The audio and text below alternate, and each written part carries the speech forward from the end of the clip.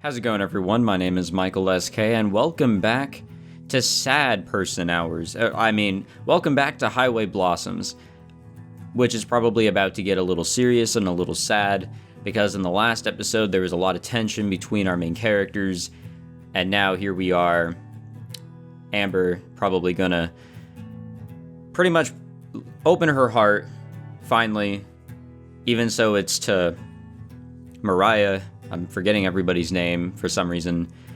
She's gonna finally open her heart. We're gonna see some raw emotion. So let's jump into that. He was. My chest tightens. Yes, that is what happens when you open your heart. He was my best friend. Ah, fuck, dude. Oh no. I didn't think that. Fuck. My parents didn't want me, but he did. He raised me in that motorhome. He didn't have to, but he took care of me anyway. Mariah sips at her beer, listening in silence. No charmy remarks or deluded rambling, or smarmy, excuse me. So, when I was a kid, I decided I was going to take care of him too. Gratitude, you know? Gratitude for a lot of things. His love, his acceptance, the music. Where did Mariah go? I stifle a laugh. God, the music. The goof could spout random trivia about the weirdest music, bands you've never even heard of. But I loved it. And I loved him. It sounds dumb. A little girl feeling responsible for some full-grown geezer. I didn't care, though. I wanted to prove how much he meant to me. And that's how it worked for the longest time. But then he got sick. I funnel down the beer and reach for another one. Mariah shoves her hand in front of me and pops off the cap, right as the next cycle of heartbreak starts closing in. I whisk back the bottle and force it down. Soapy foam rushes to the top and spills over as I pull it back. Mariah only shrugs. That festival? He was the one who bought those tickets. It was gonna be our trip. That didn't happen. I failed at my job, but I could at least take the trip for him and try to make up for it. Then I met Marina. A smile slips onto my face. Despite everything, even just saying her name makes me feel cheerful. She was really cute and needed a ride, not to mention oblivious. Maybe it was just instinct. But I wasn't gonna let someone so innocent fend for themselves in the desert. I didn't plan on sticking around for long. But when we found the first part of the treasure, I don't know. It was the sense of adventure. I told myself I was gonna stick with her because I had to pay off Gramps' hospital bills and funeral. But the truth is, I stuck with her because it felt like it was a second chance. I could do some good. Help and protect someone who really needed it. And the closer I got with Marina, the more I felt like she was my responsibility. But even more than that, when I was with her... My voice cracks, trembling under the weight of my words. I was happy. It was like Gramps was never even gone. Then I remembered he was, and I completely shut down. Marina tried comforting me, but I just took advantage of her. When I woke up, I realized that's what I'd been doing this entire time. I was never protecting her. I was just using her to cope with Gramps. So I bought her a ticket home. She yelled and cried, but I did it anyway. I didn't just fail Gramps. I made this trip about me, and I hurt Marina. I don't deserve to be happy, and I don't deserve her. Soaking in the silence, I blink away an annoying watery speck in my eye and fight back a few sniffles. You done? Yeah.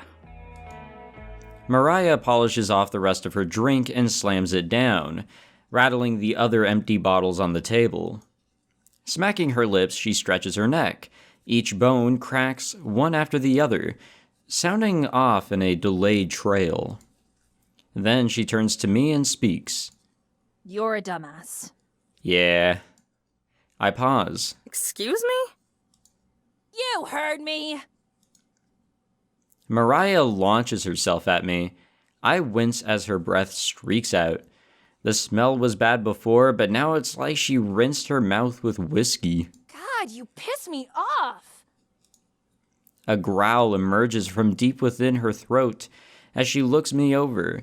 Then, as if acting on simple instinctive desire, she delivers a stiff smack to the back of my head. For a split second, everything is a fuzzy white.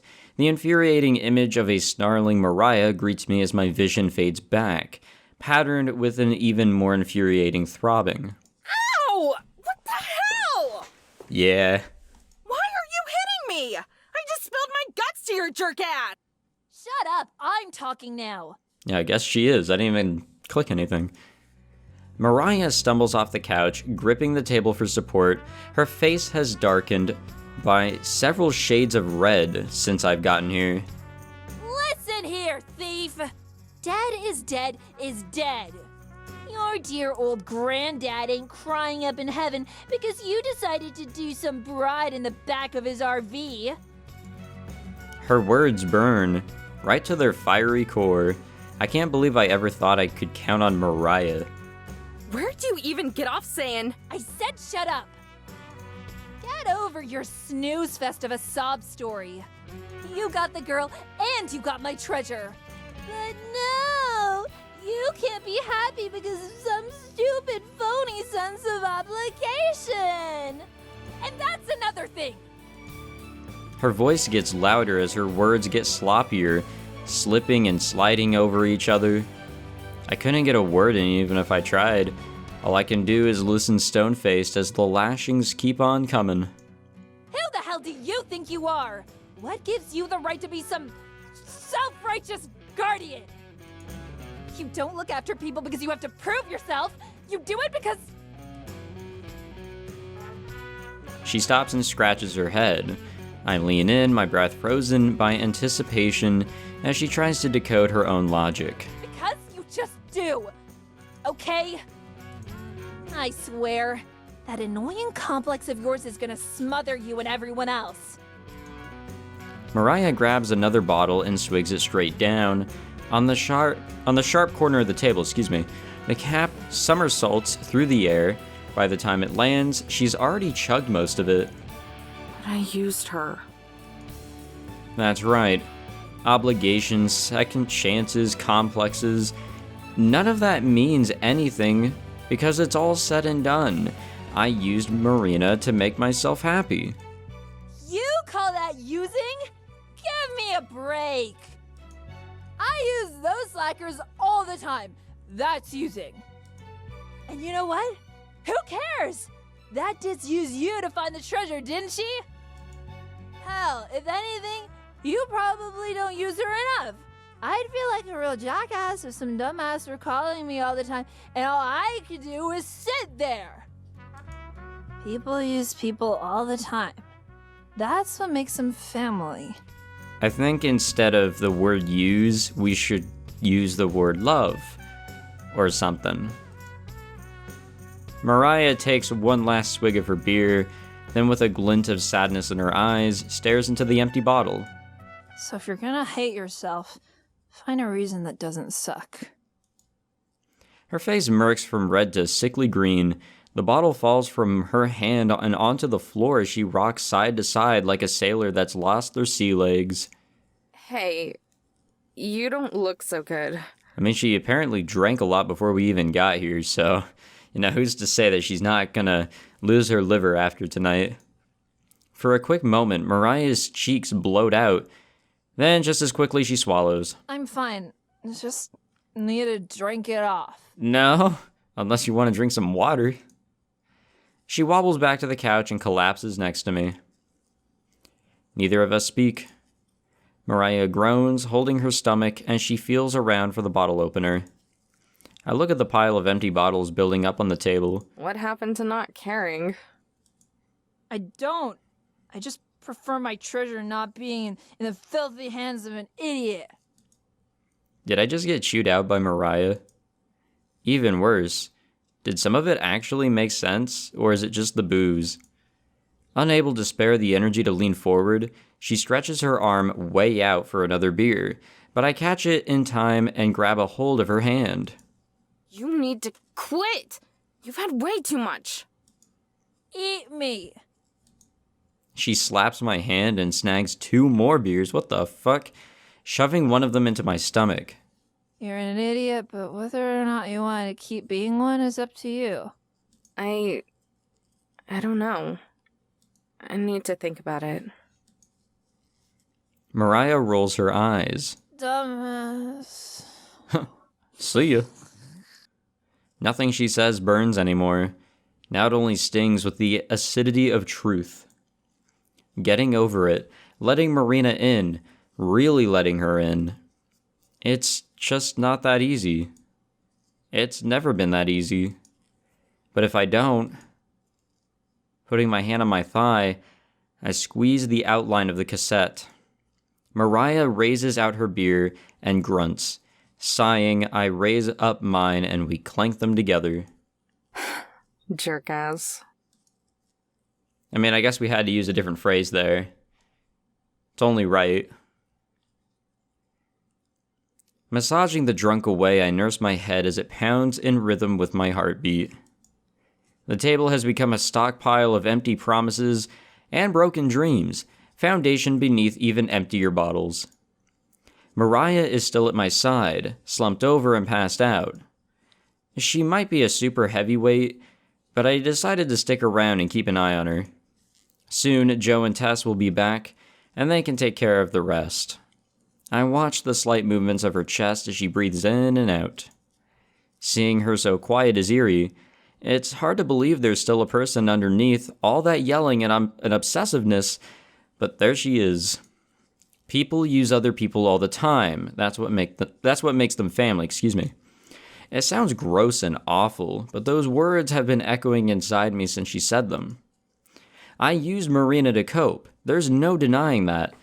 But Mariah said that Marina used me to find the treasure. If that's true, then why don't I feel used? Why did I always genuinely wanted by her? Or why did I always feel genuinely wanted by her? Excuse me. Maybe I said that right. I don't know. She relied on me. Is that using? That's all I ever wanted her to feel like she can do. Her trust was the most important thing to me. But no matter how much I wanted it, I knew I didn't deserve it, because I felt like I was betraying Gramps and would just drag her down with me. What about her, though? Marina was furious when I left, but she wanted to understand. She wanted to help. I wanted her to rely on me, but maybe she wanted me to rely on her too?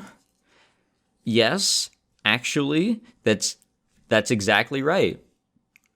Reaching into my pocket, I pull out the cassette and hold it in the palm of my hand. The sight of the ribbon all torn and tangled doesn't choke me up or ignite a bitter explosion of anger like earlier. All it does is serve as a numbing reminder of all of my regrets. Her wording was off, but Mariah was right. I never let myself rely on Marina. From the very start, I always treated her like a kid and never as an equal. No wonder she got upset. She wanted to do as much for me as I was doing for her, but I would never let her in long enough for that to happen. Of course, she wouldn't say no if I made a move, excuse me. I don't know why I'm fucking up here. It was the only opportunity. It's probably because I accidentally set up my microphone, so it was blocking like a good corner of the screen. If I go back as I am now, things will never get better. I'll just keep treating Marina like a kid, never letting her in, and she'll just smile and bear it until she explodes, like earlier. I know what I have to do, and yet it feels like a betrayal thing than anything else I've done this far. But if I don't do it, then I can never truly hope to do right by Marina. I stagger to my feet. Turning around, I take one last look at Mariah before deciding to take off her bandana and lay her out on her side. In another life, maybe you would be my type. Nah. Then I walk to the door, take a breath, and step outside. The night sky is deep and clear, embedded with a rich blue draped behind the glow of constellations. Its light is all that guides me as I sludge my way through the sickness of the sand, wandering from Mariah's RV with a destination of nowhere. Finally, I've gone far enough, where the haze of the city lights can't be seen, and where the distance of the motorhome can't be gauged. I'm alone. For the first time, I'm truly alone. Free from the treasure, free from the festival, free from the responsibility, free from even Marina. Sitting down, I sink into the sand and look at the stars. Remember that time in Wyoming? When we camped out on the Great Plains? The whole sleeping under the stars thing seemed like the coolest idea ever to little me. You were so excited to teach me about the constellations. Didn't matter that you sucked at astronomy, you just kept mislabeling them. I made sure to read up on them later, by the way. That was the Big Dipper, not Hal's guitar. How the fuck do you... Okay, whatever. That's okay. I still got a kick out of it. Besides, that's not the type of thing I expected to learn from you anyway. What I really remember from that trip was the s'mores. Pretty sure you only liked them burned because you were so old. Really stuck with me, though. Can't have s'mores any other way now. I think I may have converted someone else to the burn side, too. She has a huge sweet tooth, though, so I shouldn't be too surprised. Still, it made me really happy when she said she liked it. I stare down and pet the cassette, feeling my thumbs over its holes and brown blotches and stains. I think you'd like her a lot. She's a sweetheart. Always cheery and nice, even when she really shouldn't. Don't know how she does it, but she can somehow deal with me and my moods. This is her first time ever leaving home, and it shows. I worry about her a lot. Kinda like how I worried about you. Kinda like how I still do. A tear drips onto the cassette. I didn't even notice it trail down my cheek or the rest. Maybe I got attached too easily and really did use her. But I don't want to leave. I love her so much. And I want to prove I'm worth loving too. I hate sad stories. Would you hate me? Would I be letting you down if I decided to be happy instead? What I don't understand is why she thinks that she's not allowed to be happy. Like, she did way more than she probably needed to as a child to a guardian, a legal guardian, that made her young life so much fun. I can understand where she's coming from, but she's being way too negative about this. She's making herself think that she can't live a good life going forward because her grandfather isn't around. He got sick. What was she supposed to do? Come up with a fucking remedy? Like that was her responsibility? No. She did all that she could as a fucking child. It sucks that he passed. I get that. But why shouldn't she be happy? Why is she not allowed to be happy in any way that she chooses? Oh, whatever. I'm not good with these sad stories, man. I gaze back up at the sky through my blurry vision. The stars don't answer back, they just keep twinkling. I lower my head. The cassette feels like lifeless dead weight in my palm. My breath... Oh, excuse me, damn. My breath... Fuck, I'm messing up my words again. Man, tonight is just not a good night. I really am tired, though. My breath shakes and the next words slip out in a whimper. I'm sorry. I dig my fingers into the ground, scraping away the sand as sharp grains nudge between my nails. That's how you fuck up your fingers, man. A shallow hole forms, a pile of dirt laying next to it. I can barely stomach looking at the cassette as I lay it down in its grave. I glance away as I slide the dirt back over the hole. Rest in peace, cassette tape. You were a good form of media. When I look back, a corner of it still sticks out, only partially buried. It's reaching out, grasping for me. I cover my eyes and pinch away the tears. It's still there. It will always be there. But now I don't have to acknowledge it. I'm sorry. Damn, man. So, I'm not gonna lie, a little bit there. I was actually kind of getting a little teared up. Don't worry, I wasn't getting choked up. You guys aren't gonna hear me get all choked up. I'm not gonna put my emotions out there in any of these videos. I have dignity, or at least I thought I did. Though I will say that I kind of felt, the reason why I was kind of tearing up is because I kind of felt somewhat the same when she asked her grandfather, indirectly, or told him that he would, or no, did she ask? Whatever. She either asked or told if, he would like her. And that kind of reminded me of, we're going to get on the personal side here. Skip ahead a little bit if you don't want to listen to my rambling. But a little bit ago, the beginning of the year to be exact, or maybe the end of last year, I can't remember, which is probably not a good thing. My grandmother, unfortunately, passed away due to, I guess it was a mix of both age and sickness, probably more along the lines of the sickness. But I was visiting her in the hospital, and one of the times I really wish I did. I wanted her to meet the person who would become my girlfriend, but I just didn't get the opportunity to bring her, and my grandmother never got the opportunity to meet her, which, I still think about it. It kind of sucks that, she'll never be able to meet her, and I'm sure she would have loved her.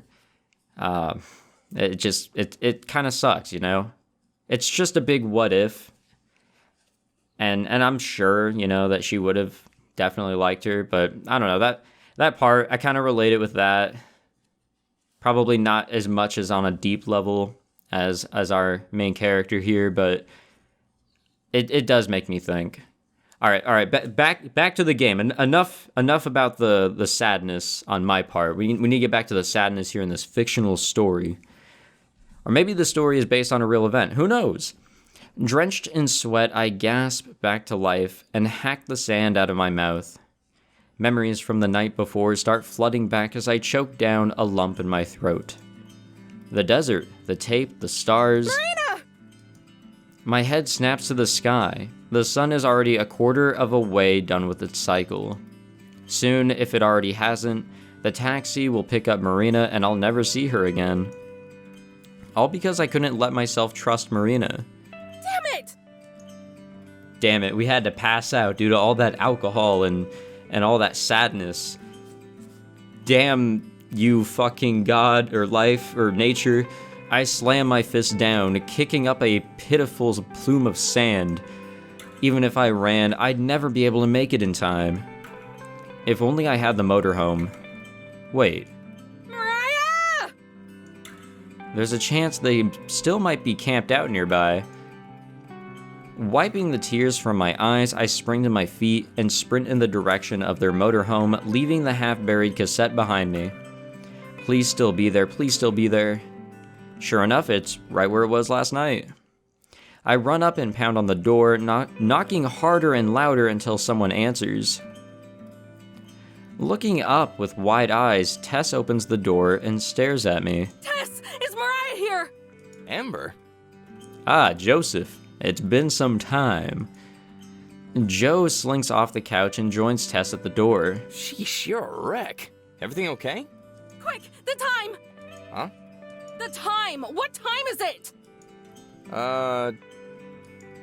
He looks to the invisible watch on his wrist, then switches between all the walls before Tess digs around in her shorts and hands him a chained pocket watch. 10 o'clock, apparently.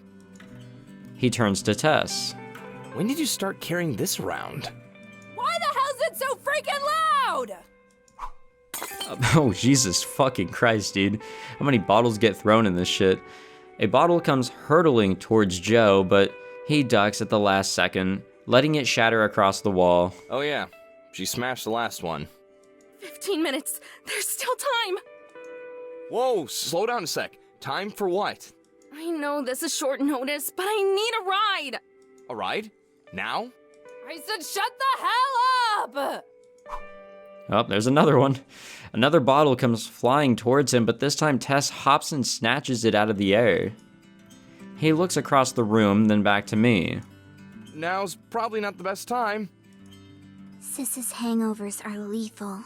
I'm seeing that. No! We need to leave now!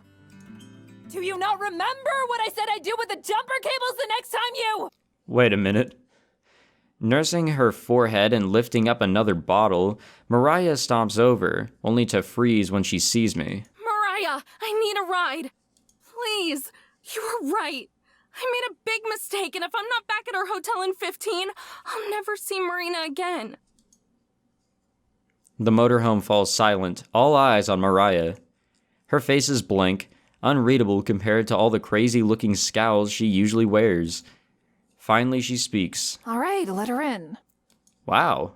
I'm really sorry, but you know how she... Wait. For real? For real? Mariah closes her eyes and takes a deep, long breath. Before I change my mind... Joe and Tess shoot each other surprised glances, then shrug. Well, what do you know? Miracles actually do happen. You're goddamn right, Joseph. The desert heat has thawed her icy heart. You're goddamn right, Tess. Yeah, just shut up and get ready. This is the real tearful part of the game. I hop in, the other two scurry around and batten down the hatches, strapping shut all the cupboards and shelves. Grabbing her bandana, Mariah ties it around her head while I shuffle around and try to spit out a thank you. So, I should probably... We're all set. I'll take the wheel. Joe rushes past us with the keys, but Mariah trips him and snags them from his hand. No way! You drive like an old man. I'll drive. No, I drive like a normal person. You just happen to drive like a maniac. Besides, you're hungover. It'll be fine, come on! I appreciate Joseph's voice acting. Whoever his voice actor is, you did an extremely good job with a supporting character. They both dart over to the front seats, and the RV roars to life. Tess, hair of the dog! Tess nods and runs to the fridge, grabbing a bottle that looks a lot like the ones from last night. Except this one has a picture of the devil on it. What the fuck? She tosses it over to her sister, who showcases the same catching talent as her. Now that's what I'm talking about.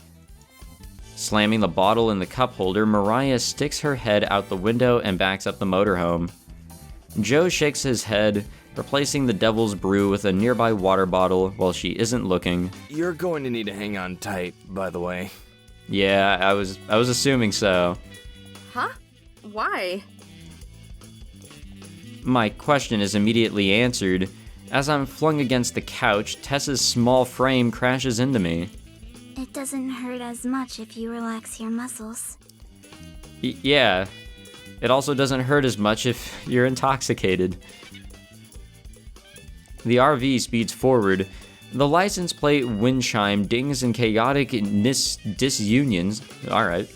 As the bottles and cans roll across the floor, clanging together whenever they meet. Even the table is seesawing back and forth. I look out the window. Mariah flies onto the road, cutting off an entire lane of cars. See ya, Tess. The RV hits the ground and bounces. I manage to keep my head from bashing the cot above me, but Tess lets herself get tossed around, rolling across the floor with the trash. So where exactly am I going? That's a good fucking question. The hotel downtown. You'd have to be stupid to miss it. Remember who you're talking to here. Hotel? You didn't spend any of my treasure on that, did you? Mariah glares back at me, oblivious to everything on the other side of the windshield. I might have used a nugget to bribe the manager. What? I'll kill you! Save the cat fight for later. There are more important things to focus on right now, like the road! Yeah, you're right. The road will always be there, Joe. My treasure won't. Treasure or our lives? I think everyone here already knows the answer to that one. I had Tess do the math. The treasure's worth more than any of you. Watch out! A big rig comes speeding towards us, blasting its deafening horn. Why are we even on the other side of the road? At the last second, Mariah swerves back into her lane as the truck barrels past us. The motorhome hits a bump and bounces up again. The unprepared poor Joe's head hits the ceiling, knocking the light from his eyes. If I squint hard enough, I can even see his soul drifting away from his body. Sis, I think Joey's dead. Damn, that's a big loss. Well, Joseph, your voice actor, whoever you are, you did a good job with a supporting character until he died. About damn time! He was getting annoying! Oh, fuck, dude. Tess salutes her fallen comrade. It's always the sane ones who die first. We zoom past the town's welcoming center, and it's not far at all now. Tess, what time is it? 10:12. I grit my teeth and glare out the window. Please still be there. Downtown comes into view, the strip of familiar stores and restaurants start forming. Mariah races down the street, ignoring all traffic lights and pedestrians as people leap out of the way and cars break into other lanes. We're almost there. Get ready! The hotel looms just up ahead. Through the windshield, I can see Marina holding on to a small suitcase as she prepares to step into the cab. I leap to the door and swing it open. Wind rushes through my hair. The motorhome is slowing down, but I don't care. The hell are you doing? See ya. I launch myself onto the street, tumbling across the burning concrete as the road tears against my skin. Immediately, I spring back up and dart towards Marina. Mariah screeches to a halt in the middle of the street, blocking anyone from driving through. The three of them hop out, Joe clutching his head as he stumbles out the door. Amber? Ah. Before she can get another word, I grab her by the waist and throw my lips against hers. She pulls herself away and glares at me through her puffy red eyes. I plant my hands on her shoulders and steady myself as tears stream down my face. I'm sorry. I'm so sorry. Yeah. Marina freezes. Then she slowly softens from a glare to a strain. I catch a lump building in her throat, too. I thought you weren't coming back. I know. I was such a bitch. I didn't mean any of it. I love you so much. I just didn't want to hurt you. What? How could you ever hurt me? I was scared. The tears don't stop. The crying gets louder. I was afraid I was using you because I didn't have Gramps anymore. I lost my family. I always wanted to help you, but I think I might be the one who really needs help. Marina can't hold it back any longer and starts bawling in my arms, hugging me as tight as she possibly can. Dummy, I'm your new family. I don't care if you use me. I love you. I love you too. This time, we both move in for the kiss, two blubbering idiots trying to prove just how much the other means. I'm not sure if it's her tears I'm tasting or mine, but I can still make out the soft sweetness of her lips regardless. It's funny. This entire time I thought I was the nucleus of it all. That I was the one helping her or using her. But as cheesy as it sounds, I think Marina has always been the one helping me from the very beginning. Through the kissing, I catch a glimpse of the trio, Joe covering Tess's eyes as he slips Mariah a bill.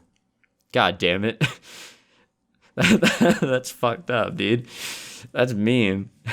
There's a happy/sad moment going on here, and you guys are fucking betting? We managed to compose ourselves enough to pull each other away, but we never let go of the other's hand. Rolling her eyes, Mariah unties her bandana and tosses it to me. You both look disgusting. Here.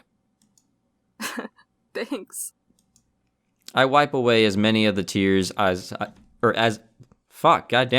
wipe away as many of my tears as I can before passing it along to Marina, who blows into it like a trumpet.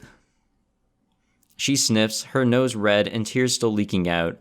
then hands the drenched cloth back to Mariah, who gives it to Joe. He cringes as he dangles it from his fingers. Hi, guys. Hi. Thanks, you three. I mean it. Especially you, Mariah. For a moment, Mariah lowers her guard, and almost, just almost, smirks. Then remembers it's just not her style. Whatever. That doesn't make us cool or anything. I still despise you. Yeah, that's fine. It's true. Yeah, she hates her guts. Wouldn't have it any other way. Marina giggles, and I bring her in closer. Then suddenly I remember something. Oh! I bend over and dig through Marina's suitcase, bringing out a single gold nugget and passing it to Mariah. Figured yours was getting lonely. Mariah stares at her hand, and the other two gathering around her. How about that? You ended up getting the treasure after all, Mariah. It seems bigger than the one we have. Finally defeated, Mariah looks up and sighs. I guess we can probably pawn it off somewhere. She walks back to her motorhome, waving along the other two. Come on, let's go. Well, see you two ladies down the road. God, I hope not. Tess looks back and forth, then scurries over to Marina and gives a quick hug around her waist, before following the other two. Bye. And with that, they speed off, leaving a trail of property damage behind them as they beep their loud-ass horn into the distance. Marina and I are left alone, the cab long gone. I was actually wondering about the cab.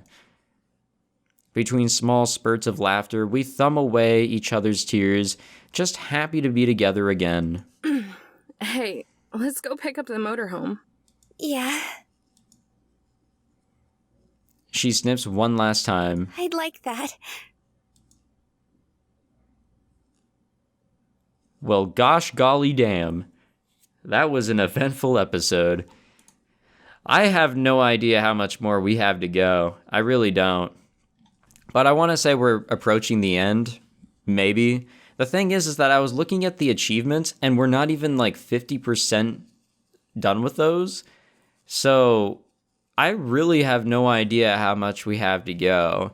I was assuming that we were coming to a close based on the titles of like another playthrough or two that I was comparing mine to. Sometimes I'll do that kind of to see where we're at, but I try not to spoil my ass. Though sometimes it happens. I am the fool. But hopefully we're coming to the end. Not to say that this is a bad, story or game or anything. It's just we need to put the playthrough to rest. It's been going on for too long. But anyways, thank you all for watching. I hope you enjoyed. If you did, please leave a like, subscribe, any of that other jazz. And if you're wondering why I'm sounding different, I stated this in my wonderful Everyday episode, which was the one I recorded previously to this, or before this in general. I have a new mic. I have a microphone, and I brought that up earlier. It's blocking a good corner of my screen because I set this one up wrong. Or I set it up wrong for this recording session, and then I forgot to move it. So, good job on me. But yeah, I'm actually using a real microphone now for these recording sessions, and just in general. So, retiring the headset microphones and going to something more legitimate. So, yeah, I don't know if you guys noticed anything different with my voice. If you did, this is the reason why. And I will continue using it going forward, probably tinkering it with it here and there to fine-tune some things, especially with Audacity. So just be aware that I'm running some tests, and we'll see how that all goes. But anyways, thank you again for watching. Again, I hope you enjoyed, and I will see you all in the next episode. Take it easy.